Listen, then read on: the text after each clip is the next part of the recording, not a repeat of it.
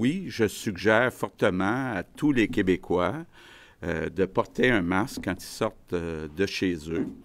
Évidemment, la question qui est beaucoup revenue depuis hier, c'est pourquoi on ne rend pas le masque obligatoire, par exemple, dans les transports en commun.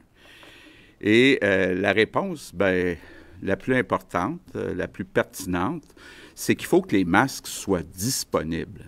Juste vous dire, on travaille très fort actuellement.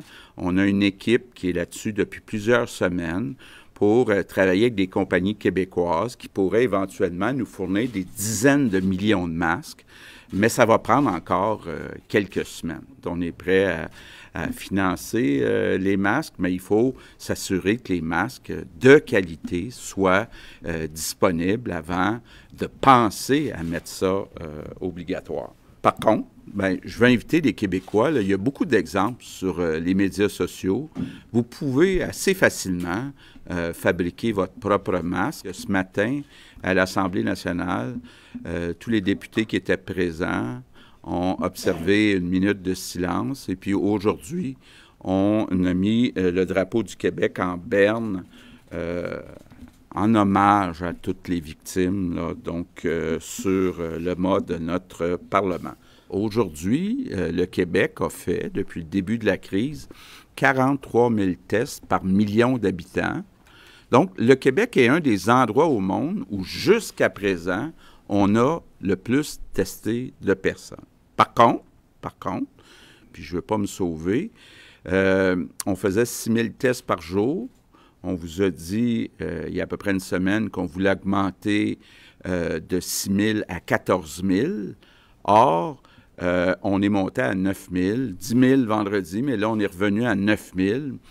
Je veux juste vous dire que j'accepte pas ça. Je ne suis pas content. Je l'ai dit aux personnes concernées.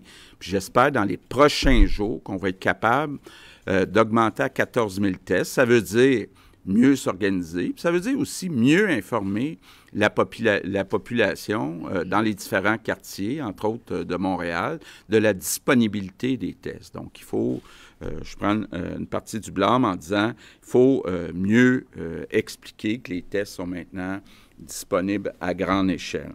Bonne nouvelle, pour la 3e journée de suite, on a des employés qui reviennent de congés de maladie, donc qui reviennent dans le réseau de la santé. Juste hier, on en a eu 250 employés qui sont revenus dans le réseau de la santé. Évidemment, il faut que ça continue, mais ça, c'est quand même une bonne nouvelle.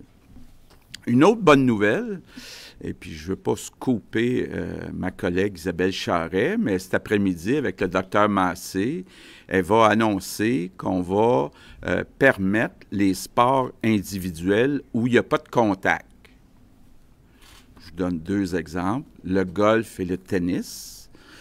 Je pense que ça va faire du bien à beaucoup de monde. Moi, le premier, je pense que je serais dû pour un bon match de tennis avec un de mes 2 gars. Je veux en profiter, comme je l'ai fait à l'Assemblée nationale ce matin, pour saluer, féliciter la nouvelle chef du Parti libéral, Dominique Anglade, remercier aussi le chef intérimaire, Pierre Arcan, qui était là pendant la période intérimaire. Et mes remerciements du jour, justement, vont être pour tous les députés de l'Assemblée nationale. C'est important.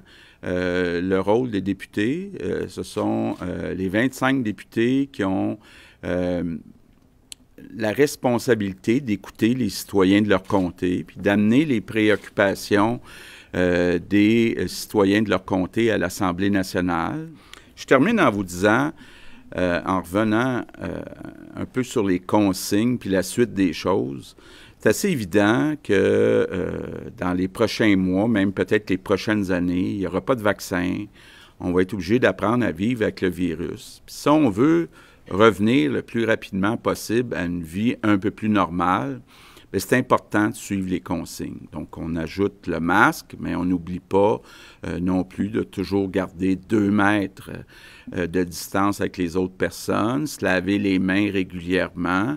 Et moi, je suis convaincu Puis les Québécois l'ont montré depuis le début, sont capables de suivre des consignes. Puis on est capable ensemble, les Québécois, de la gagner, cette bataille contre ce virus et d'être capable éventuellement de revenir à une vie plus normale. Donc, je compte sur vous, tous les Québécois. On est capable de passer à travers et de revenir à une vie un peu plus normale.